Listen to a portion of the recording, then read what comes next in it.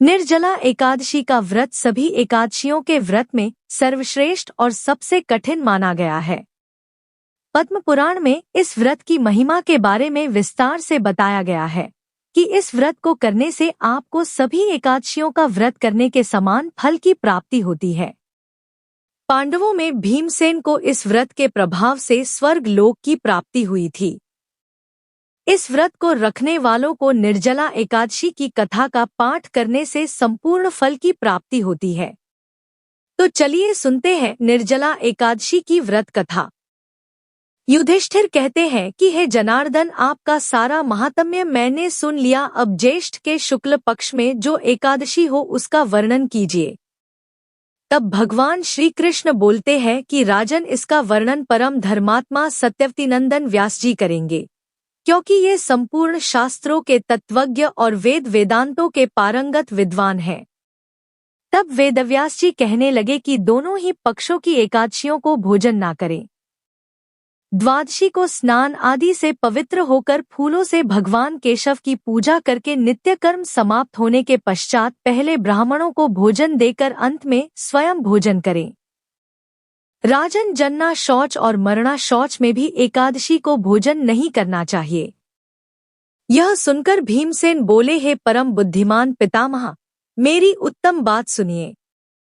राजा युधिष्ठिर, माता कुंती, द्रौपदी, अर्जुन, नकुल और सहदेव ये एकादशी को कभी भोजन नहीं करते तथा मुझसे भी हमेशा यही कहते हैं कि भीमसेन, तुम भी एकादशी को ना खाया करो, किंतु मैं इन लोगों से यही कह दिया करता हूँ कि मुझसे भूख नहीं सही जाएगी।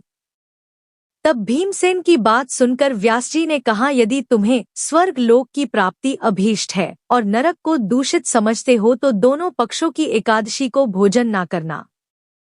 तब भीमसेन बोले, महाबुद्धिमान पितामह, मैं आपके सामने सच्ची बात कहता हूँ, एक बार भोजन करके भी मुझसे व्रत नहीं किया जा सकता, फिर उपवास करके तो मैं रह ही कैसे सकता हूँ।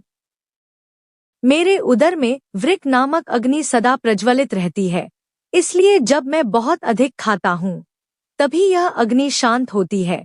इसलिए महामुने, मैं वर्षभर में केवल एक ही उपवास कर सकता हूँ जिससे स्वर्ग की प्राप्ति सुलभ हो तथा जिसके करने से मैं कल्याण का भागी हो सकूं। ऐसा कोई एक व्रत निश्चय करके बताइए, मैं उसका यथोचित रूप से पालन करूंगा। तब व्यास जी ने कहा, भीम, ज्येष्ठ मास में सूर्य वृष राशि पर हो या मिथुन राशि पर शुक्ल पक्ष में जो एकादशी हो उसका यत्नपूर्वक निर्जल व्रत करो। केवल कुल्ला या आचमन करने के लिए मुख में जल डाल सकते हो, उसको छोड़कर और किसी प्रकार का जल विद्वान पुरुष मुख में ना डालें, अन्यथा व्रत भंग हो जाता है। एकादशी को सूर्योदय से लेकर दूसरे दिन के सूर्योदय तक मनुष्य जल का त्याग करे तो यह व्रत पूर्ण होता है। तदंतर द्वादशी को निर्मल प्रभातकाल में स्नान करके ब्राह्मणों को विधि पूर्वक जल और सुवर्ण का दान करें। इस प्रकार सब कार्य पूरा करके जितेंद्रिय पुरुष ब्राह्मणों के साथ भोजन करें। वर्षभर में जितनी एकादशियों होती है उन सब का फल निर्जला एकादशी के सेवन से मनुष्य प्राप्त कर लेता है, इसमें तनिक भी संदेह नहीं है। शंख, चक्र और गदा धारण करने वाले भगवान केशव ने मुझसे कहा था कि यदि मानव सबको छोड़कर एकमात्र मेरी शरण में आ जाए और एकादशी को निराहार रहे तो यह सब पापों से छूट आता है। एकादशी व्रत करने वाले पुरुष के पास विशालकाय, विकराल आकृति और काले रंग वाले दंड पाशधारी भयंकर यमदूत नहीं जाते। अंतकाल में पीतांबरधारी, सौम्य स्वभाव वाले, हाथ में सुदर्शन धारण करने वाले और मन के समान वेगशाली विष्णुदूत आकर इस वैष्णव पुरुष को भगवान विष्णु के धाम में ले जाते हैं।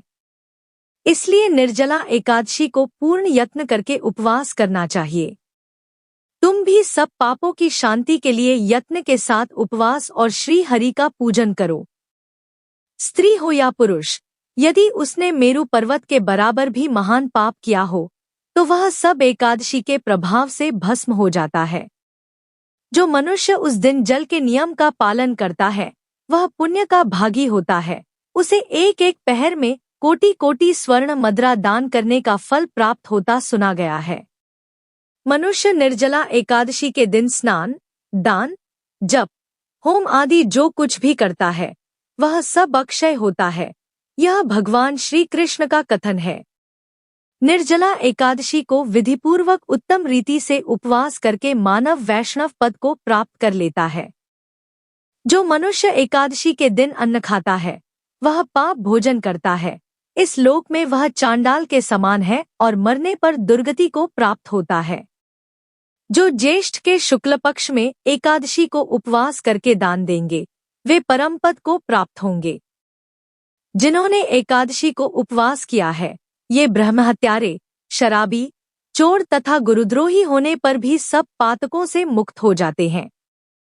हे कुंती नंदन, निर्जला एकादशी के दिन श्रद्धालु स्त्री पुरुषों के लिए जो विशेष दान और कर्तव्य विहित है उसे सुनो। उस दिन जल में शयन करने वाले भगवान विष्णु का पूजन और जलमयी धेनु का दान करना चाहिए अथवा प्रत्यक्ष धेनु या घृतमयी धेनु का दान उचित है। पर्याप्त दक्षिणा और भांति भांति के मिष्ठानों द्वारा यत्नपूर्वक ब्राह्मणों को संतुष्ट करना चाहिए। ऐसा करने से ब्राह्मण अवश्य संतुष्ट होते हैं और उनके संतुष्ट होने पर श्रीहरि मोक्ष प्रदान करते हैं। जिन्होंने शम, दम और दान में प्रवृत्त हो श्रीहरि की पूजा और रात्रि में जागरण करते हुए इस निर्जला एकादशी का व्रत किया है उन्होंने अपने साथ ही बीती हुई 100 पीढ़ियों को और आने वाली 100 पीढ़ियों को भगवान वासुदेव के परम धाम में पहुंचा दिया है। निर्जला एकादशी के दिन अन्न, वस्त्र, गौ, जल, शय्या, सुंदर आसन, कमंडलू तथा छाता दान करने चाहिए। जो श्रेष्ठ एवं सुपात्र ब्राह्मण को जूता दान करता है वह सोने के विमान पर बैठकर स्वर्गलोक में प्रतिष्ठित होता है। जो इस एकादशी की महिमा को भक्तिपूर्वक सुनता तथा जो भक्तिपूर्वक उसका वर्णन करता है वे दोनों स्वर्गलोक में जाते हैं। चतुर्दशी युक्त अमावास्या को सूर्य ग्रहण के समय श्राद्ध करके मनुष्य जिस फल को प्राप्त करता है वही इसके श्रवण से भी प्राप्त होता है। पहले दंतधावन करके यह नियम लेना चाहिए कि मैं भगवान केशव की प्रसन्नता के लिए एकादशी को निराहार रहकर आचमन के सिवा दूसरे जल का भी त्याग करूंगा। द्वादशी को देव देवेश्वर भगवान विष्णु का पूजन करना चाहिए। गंध, धूप, पुष्प और सुंदर वस्त्र से विधिपूर्वक पूजन करके जल का घड़ा संकल्प करें। भीमसेन ज्येष्ठ मास में शुक्ल पक्ष की जो शुभ एकादशी होती है उसका निर्जल व्रत करना चाहिए तथा उस दिन श्रेष्ठ ब्राह्मणों को शक्कर के साथ जल के घड़े दान करने चाहिए। ऐसा करने से मनुष्य भगवान विष्णु के समीप पहुंचकर आनंद का अनुभव करता है। तत्पश्चात द्वादशी को ब्राह्मण भोजन कराने के बाद स्वयं भोजन करें। जो इस प्रकार पूर्ण रूप से पापनाशिनी एकादशी का व्रत करता है वह सब पापों से मुक्त हो अनामय पद को प्राप्त होता है। यह सुनकर भीमसेन ने भी इस शुभ एकादशी का व्रत आरंभ कर दिया। तब से यह एकादशी पांडव द्वादशी के नाम से विख्यात हुई।